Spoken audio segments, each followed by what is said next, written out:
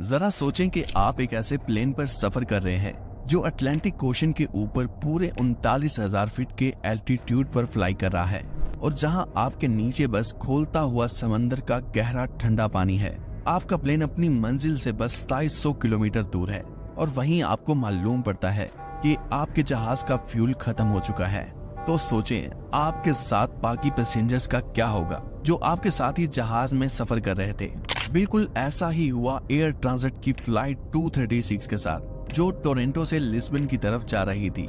ये जहाज ओशन के उस हिस्से पर उड़ रहा था जहां दूर दूर तक जमीन नजर ही नहीं आती और यहाँ पर फ्यूल खत्म होने का बस एक ही मतलब होता है, मौत। ये इंसिडेंट हुआ था 23 अगस्त 2001 में जब टोरंटो एयरपोर्ट पर एयर ट्रांजिट E33 को टोरंटो से लिस्बन भेजने के लिए तैयार किया जा रहा था। ये 7 घंटों की नॉन स्टॉप फ्लाइट होने वाली थी, इसीलिए जहाज की कैपेसिटी के हिसाब से इसमें 48 मैट्रिक टन फ्यूल डाला जा रहा था जो टोरंटो से लिस्बन जाने के लिए काफी था। इस फ्लाइट में 293 पैसेंजर्स और 2 पायलट्स समेत 13 क्रू मेंबर थे जिन्हें बिल्कुल भी मालूम नहीं था कि वो रास्ते में किस आफत से उलझने वाले हैं। फ्लाइट कैप्टन 48 साल सीनियर ऑफिसर रॉबर्ट पेशे थे जिनको 16,000 घंटे फ्लाइट उड़ाने का एक्सपीरियंस था। सेकंड पायलट डार्क डिगर थे और इनके पास भी पूरे 5,000 घंटे फ्लाइट संभालने का एक्सपीरियंस था। जहाज की बात की जाए तो ये उस वक्त का एयरबस का सबसे एडवांस मॉडल था जो लगभग सिर्फ 2 ही साल पुराना था। ओवरऑल बात ये थी कि उस वक्त ना ही पायलट्स के एक्सपीरियंस में कोई कमी थी और ना ही जहाज में किसी किस्म का कोई फॉल्ट था। रूटीन के मुताबिक सब कुछ ठीक लग रहा था और इसी तरह तमाम फ्लाइट चेक्स कंप्लीट करने के बाद पायलट ने ATC की परमिशन से फ्लाइट को टेक ऑफ कर दिया। टेक ऑफ के फौरन बाद पायलट्स ने जहाज का रुख अटलांटिक ओशन के उस पार अपनी मंजिल की तरफ कर दिया। कुछ ही मिनटों में जहाज अपने क्रूजिंग एल्टीट्यूड पर यानी 39,000 फीट तक चला गया। नॉर्मली ऐसी लंबी फ्लाइट्स पर पायलट्स को मैनुअली जहाज कंट्रोल नहीं करना पड़ता क्योंकि जहाज का लगभग 80% कंट्रोल जहाज में लगा हुआ ऑटो पायलट सिस्टम खुद कर लेता है। पायलट सिर्फ जहाज में इंडिकेशन को मॉनिटर करते हैं और कंट्रोल रूम को अपनी लोकेशन अपडेट करते रहते हैं। फ्लाइट 236 को टेक ऑफ किए 4 घंटे गुजर गए थे लेकिन अभी तक सब कुछ ही नॉर्मल चल रहा था।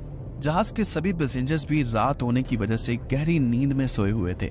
जहाज अटलांटिक ओशन के ठीक सेंटर पर पहुंच चुका था और यही वो वक्त था जब जहाज के ऑटो पायलट सिस्टम ने एक अजीब सा वार्निंग सिग्नल देना शुरू कर दिया।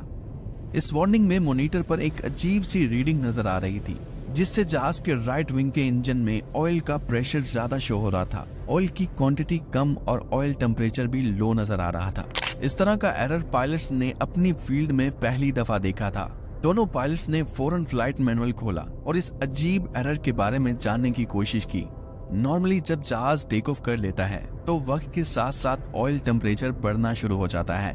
यहाँ पूरे 4 घंटे गुजर गए थे लेकिन यहाँ वो लो टेम्परेचर इंडिकेट कर रहा था जो किसी भी लिहाज से ठीक नहीं लग रहा था और बदकिस्मती से इन्हें जहाज के मैनुअल बुक में भी ऐसा कुछ नहीं मिल सका क्योंकि पायलट किसी तरह का कोई रिस्क नहीं लेना चाहते थे। इसलिए दोनों पायलट ने एयर कनाडा के एयर ट्रांजिट के मेंटेनेंस यूनिट से कांटेक्ट किया और उनको इस एरर के बारे में बताया लेकिन इन्हें भी इस बारे में ज्यादा मालूम नहीं था। इवन जहाज के राइट इंजन में फ्यूल की गलत रीडिंग शो हो रही थी पर जहाज की उड़ान में अभी तक किसी किस्म का कोई भी मसला नहीं आया था और इसी वजह से दोनों पायलट भी यही सोचकर रिलैक्स हो गए थे कि शायद जहाज का कोई फ्यूल इंडिकेटर सेंसर फ्यूल की गलत रीडिंग दे रहा है और इसी वजह से पायलट को लगा कि कोई खतरे की बात नहीं। इसलिए पायलट ने इस वार्निंग को पूरी तरह से इग्नोर कर दिया। लेकिन आधे घंटे के बाद कैप्टन को जहाज पर एक दूसरा वार्निंग सिग्नल मिला और ये वार्निंग ऑयल प्रेशर के रिलेटेड नहीं थी बल्कि फ्यूल के रिलेटेड थी। नॉर्मली कमर्शियल एयरलाइंस का फ्यूल उनके दोनों विंग्स में बराबर डाला जाता है ताकि सफर के दौरान जहाज का बैलेंस एक जैसा रहे, लेकिन यहाँ नोटिस किया जा रहा था कि फ्लाइट 236 के दोनों विंग्स में एक जितना फ्यूल नहीं है और राइट विंग में फ्यूल की क्वांटिटी लेफ्ट के मुकाबले बहुत कम है। ऐसी सिचुएशन में भी जहाज का कंट्रोल पायलट के हाथों में ही होता है क्योंकि इस मसले को फ्लाइट के दौरान ही ठीक किया जा सकता है। कैप्टन ने इस मसले को ठीक करने के लिए दोनों विंग्स के क्रूज फीड वाल्व खोल दिए जिससे लेफ्ट विंग से फ्यूल राइट विंग में पहुंचना शुरू हो गया और इसी तरह दोनों फ्यूल टैंक की क्वांटिटी बराबर हो गई। अगले 10 मिनटों तक ऐसा लगता था जैसे सब कुछ ठीक हो गया मगर उसके बाद जहाज की तरफ से एक आखिरी वार्निंग मिली जिसका मतलब था नो फ्यूल। ये सिग्नल कोई भी पायलट अपनी ड्यूटी में फेस नहीं करना चाहता, और वो भी एक ऐसे जहाज में जो पूरी तरह से बस पैसेंजर से भरा हुआ था। लेकिन पायलट समझ नहीं पा रहे थे कि आखिर हमेशा राइट फ्यूल टैंक ही खत्म क्यों हो रहा है, और अब दोनों विंग्स के फ्यूल को मिलाकर भी इतना फ्यूल बाकी नहीं कि जिससे लिस्बन तक पहुंचा जा सके। दोनों पायलट जिस चीज को शुरू में इग्नोर कर रहे थे, अब उनके लिए मामला बहुत सीरियस हो चुका था, क्योंकि जहाज को अब समंदर के बीचों बीच डाइवर्ट करने के ज्यादा ऑप्शन भी नहीं थे। हकीकत में उनके पास सिर्फ एक ही ऑप्शन था, और वो था इज़ोर्स एयरपोर्ट।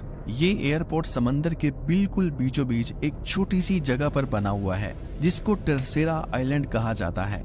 और तभी कैप्टन ने बिना सोचे समझे सेंटा मेरिया एयर ट्रैफिक कंट्रोल से राब्ता किया और इन्हें बताया कि वो इस एरिया में फ्यूल शॉर्टेज की वजह से लैंड करना चाहते हैं। लेकिन अभी तक पायलट खुद नहीं जानता था कि जहाज में जो फ्यूल बचा है उससे वो इस आइलैंड तक पहुंच भी पाएंगे या फिर नहीं, क्योंकि जहाज में सिर्फ 7 टन फ्यूल बचा था। वैसे तो ये फ्यूल बहुत ज्यादा है, मगर ये फ्यूल A33 के फ्यूल कैपेसिटी का 6% हिस्सा भी नहीं था, और वो भी बहुत तेजी से कम होता जा रहा था। लेकिन अब ये जानना था कि फ्यूल आखिर कम क्यों हो रहा है। क्या इस बार भी कोई फॉल्टी सेंसर अपनी रीडिंग गलत दे रहा है, या फिर सचमुच ही फ्यूल कम हो रहा है। इस तरह फ्यूल का कम होना सिर्फ एक ही सूरत में मुमकिन था कि फ्यूल कहीं ना कहीं से भारी क्वांटिटी में लीक हो रहा है। लेकिन रात के अंधेरे में और बादलों से घिरे हुए जहाज को बाहर से मॉनिटर करना बिल्कुल भी पॉसिबल नहीं था। और अब कंडीशन कुछ ऐसी हो चुकी थी कि हर 5 मिनट में 1 टन फ्यूल खत्म हो रहा था। कैप्टन को बिल्कुल क्लियर हो गया था कि फ्यूल कहीं ना कहीं से लीक हो रहा है, और अगर ऐसे ही चलता रहा तो सिर्फ 25 मिनटों का फ्यूल बच जाएगा, जिससे एज़ोर्स एयरपोर्ट तक पहुंचना बिल्कुल भी मुमकिन नहीं होगा। इस दौरान दोनों पायलट लगातार मेंटेनेंस यूनिट और एयर कंट्रोल ट्रैफिक से राब्ते में थे। मेंटेनेंस यूनिट ने कैप्टन को इंस्ट्रक्शन जारी की कि वो फ्यूल लीकेज को कंफर्म करने के लिए जहाज को 39,000 फीट से 20,000 फीट के एल्टीट्यूड पर लेकर आए। लेकिन कैप्टन ने ऐसा करने से साफ साफ मना कर दिया, और इसकी वजह ये थी कि पायलट का मानना था कि अगर फ्यूल लीकेज कंफर्म भी हो जाती है तो जहाज को वापस ऊपर लेकर जाना पॉसिबल नहीं होगा। एटलीस्ट उनके पास 39,000 फीट पर ग्लाइड करने का ऑप्शन तो बाकी रह जाएगा। अगले चंद मिनटों में सारे शक दूर हो गए जब जहाज के राइट इंजन में फ्यूल लीकेज की वजह से आग भड़क उठी, और देखते ही देखते जहाज में बैठे सभी पैसेंजर्स में भागदौड़ मच गई। जहाज में अब 4.5 टन फ्यूल और बस एक इंजन बचा था, इसलिए एक इंजन के साथ जहाज को बैलेंस करना पॉसिबल नहीं था। इसलिए आहिस्ता आहिस्ता जहाज का एल्टीट्यूड कम होना शुरू हो गया, और दूसरी तरफ टरसेरा एयरपोर्ट पर इमरजेंसी फायर ट्रक्स और इमरजेंसी क्रू ने सभी को अलर्ट कर दिया था। जहाज जो अभी भी टरसेरा एयरपोर्ट से 240 किलोमीटर दूर था, उसमें अब सिर्फ 600 केजी फ्यूल बचा था, और इतने में वही हुआ जिसका डर सभी पैसेंजर्स को लग रहा था। जहाज का लेफ्ट इंजन फुल थ्रस्ट में चलने की वजह से चल गया, और उसमें भी आग लग गई, और अब ये फ्लाइट बगैर किसी इंजन के ओशन पर हवा में ग्लाइड कर रही थी। और यहाँ पर कैप्टन का जहाज को 20,000 फीट तक ड्रॉप ना करने का फैसला बिल्कुल सही साबित हुआ। दोनों इंजन बंद पड़ने की वजह से जहाज में पूरी तरह से अंधेरा छा गया था। बस जहाज के कुछ ही मॉनिटर चल रहे थे, जो जहाज के ऑटोमेटिक टरबाइन सिस्टम से कनेक्ट थे, जो हवा की स्पीड से घूमकर थोड़ी बहुत बिजली जनरेट कर रहे थे। टरसेरा एयरपोर्ट अब जहाज से 120 किलोमीटर दूर रह गया था, और जहाज 30,000 फीट नीचे आ गया था। प्लेन अब 9,000 फीट के एल्टीट्यूड पर था, और कैप्टन को अब ये फासला जहाज को इसी तरह ग्लाइड करवाकर मुकम्मल करना था। सभी पैसेंजर्स में एक गहरी खामोशी छाई हुई थी, जो किसी बड़ी आफत की तरफ इशारा कर रही थी। सीनियर पायलट के पास सिर्फ 2 ही ऑप्शन थे। पहला तो ये था कि अगर जहाज एयरपोर्ट तक नहीं पहुंच पाता तो उसको ओशन में ही लैंड करवाना पड़ेगा, और इसी वजह से जहाज में बैठे हुए सभी पैसेंजर्स को भी पानी में इमरजेंसी लैंडिंग के लिए तैयार करना शुरू कर दिया था। ओशन में लैंडिंग हर तरह से खतरनाक थी। अगर तो पैसेंजर्स समंदर में लैंड होते वक्त हादसे से बच भी जाते तो वो पानी में डूब सकते थे, और अगर पानी में नहीं भी डूबते तो ठंडे पानी की वजह से हाइपोथर्मिया का शिकार हो सकते थे और उनकी मौत हो सकती थी। नॉर्मली जहाज को इंजन के बगैर हाइट पर ग्लाइड करवाना भी बहुत मुश्किल होता है, क्योंकि उस वक्त सब कुछ प्लेन के मैनुअल कंट्रोल पर चला जाता है, और इस कंडीशन में जहाज का एल्टीट्यूड 2000 फीट पर मिनट के हिसाब से लॉस होता है। यानी अगले सिर्फ 15 मिनटों में या तो जहाज एयरपोर्ट पर लैंड करेगा या फिर ओशन में गिरकर तबाह हो जाएगा। जब प्लेन का डिस्टेंस टरसेरा आइलैंड से सिर्फ 15 किलोमीटर रह गया तो उस वक्त भी जहाज 6100 फीट के एल्टीट्यूड पर था। लेकिन नॉर्मली इतने डिस्टेंस में जहाज का एल्टीट्यूड सिर्फ 3000 फीट होना चाहिए था। इस कंडीशन में अगर तो पायलट ने नोज डाइव करके अपना एल्टीट्यूड कम करने की कोशिश की तो इस कंडीशन में प्लेन की स्पीड बहुत तेज हो जाएगी और इस वजह से क्रैश लैंडिंग के चांस ज्यादा हो जाते हैं।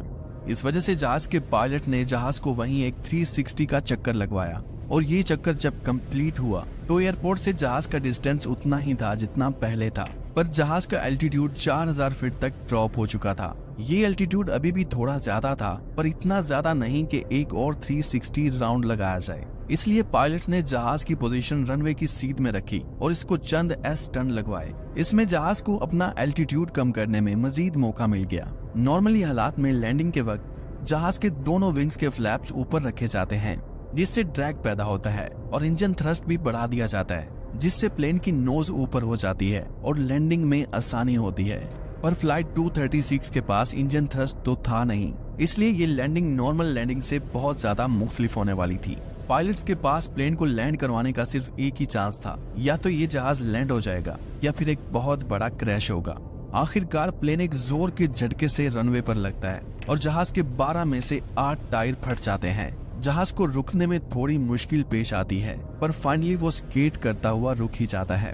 प्लेन रुकते ही उसके लैंडिंग गियर में आग लग जाती है, पर वहां मौजूद एयर क्रू मेंबर फौरन कंट्रोल कर लेते हैं। फ्लाइट 236 एविएशन हिस्ट्री का वो पहला और आखिरी पैसेंजर प्लेन था जिसने बगैर इंजन के सबसे ज्यादा देर हवा में ग्लाइड करने का वर्ल्ड रिकॉर्ड बनाया था। जहाज के राइट इंजन में फ्यूल लीकेज के हवाले से जब इन्वेस्टिगेशन हुई तो मालूम पड़ा कि टोरंटो में टेक ऑफ से पहले मेंटेनेंस टीम ने जहाज का एक बहुत बड़ा पार्ट चेंज किया था, लेकिन वो पार्ट किसी और प्लेन का था और लूज फिटिंग की वजह से इसमें वाइब्रेशन पैदा हुई, जिसने करीब से गुजरती हुई फ्यूल लाइन में बहुत बड़ा क्रैक डाल दिया था और इस वजह से एक बड़ा हादसा होते होते बच गया।